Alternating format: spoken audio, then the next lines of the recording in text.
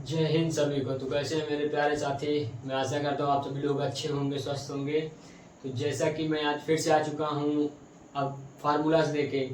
First day formulas का है, तो आप सभी लोग अपना फार्मूला यानी सूत्र सभी लोग याद कर लीजिए, क्योंकि इस बार बोर्ड एग्जाम में बहुत आएगा इसी के रिलेटेड, बहुत से इसी फार्मूले के रिलेटेड बहुत से क्वेश्चन आएंगे आपको सॉल्व करने के लिए। क्योंकि अगर आपको फार्मूला नहीं याद रहेगा तो आप क्वेश्चन नहीं कर पाएंगे। सबसे पहले आप फार्मूला याद करिए। अब आइए देखते हैं क्लास 10th वाले और सब लोग के लिए है। एक और लिख दें हम।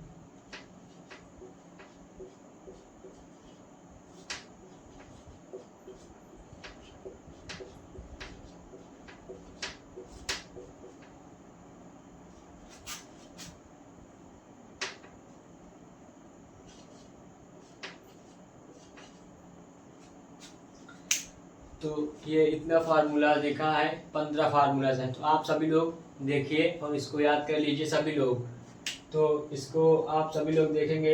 आयत का क्षेत्रफल बराबर लंबाई गुणे चौड़ाई। आयत का क्षेत्रफल बराबर लंबाई गुणे चौड़ाई। आयत का परिमाण कितना होता है? आयत का परिमाण 2 ब्रैकेट के अंदर लंबाई प्लस चौड़ाई, 2 बाहर रहेगा और ब्रैकेट के अंदर लंबाई प्लस चौड़ाई रहेगा। उसके बाद तीसरा है आयत की लंबाई। आयत की लंबाई बराबर क्या होता है? क्षेत्रफल बटा चौड़ाई। क्षेत्रफल बटा चौड़ाई। आयत की लंबाई बराबर क्षेत्रफल बटा चौड़ाई। आयत की चौड़ाई देखेंगे तो क्षेत्रफल बटा लंबाई। आयत की चौड़ाई देखेंगे तो क्षेत्रफल बटा लंबाई। आयत का विकर्ण ब्रैकेट में लंबाई का स्क्वायर प्लस चौड़ाई का स्क्वायर। और वर्ग का क्षेत्रफल बराबर क्या होता है? भुजा का स्क्वायर। वर्ग का क्षेत्रफल बराबर भुजा का स्क्वायर।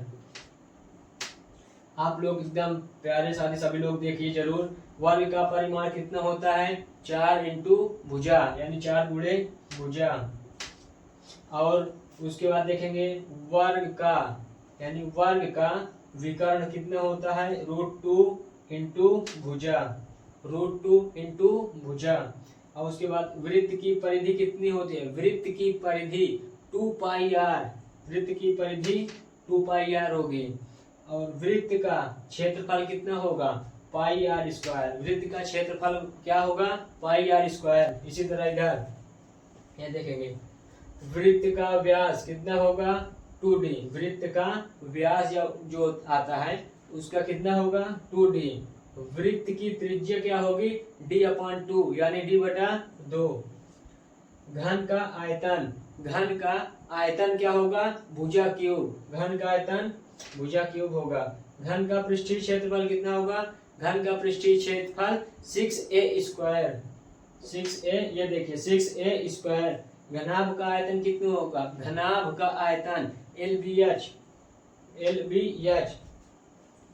तो मैं आशा करता हूँ आप सभी लोग को अच्छे से ये फार्मूला याद हो जाना चाहिए, क्योंकि फार्मूले के हिसाब से ही आगे आप लोग का जो क्वेश्चन आएगा, आप ऐसे बिना फार्मूले के आप याद नहीं कर पाएंगे। तो सबसे पहले आप फार्मूला अपना याद करिए, फिर उसके बाद आप क्वेश्चन करिए। और फार्मूला याद रहेगा तो आप क्वेश्चन एकदम ऑब्जेक्टिव हो सब्जेक्टिव कुछ भी आए आप एकदम अपने माइंड में ही कर लेंगे। तो सबसे पहले आप अपना फार्मूला स्ट्रांग करिए, मजबूत करिए। और उसके बाद अपना जो भी क्वेश्चन आए, कहीं से भी आए, जो फार्मूला सेट हो आप उसमें लगा के आप अपना क्वेश्चन सॉल्व करिए।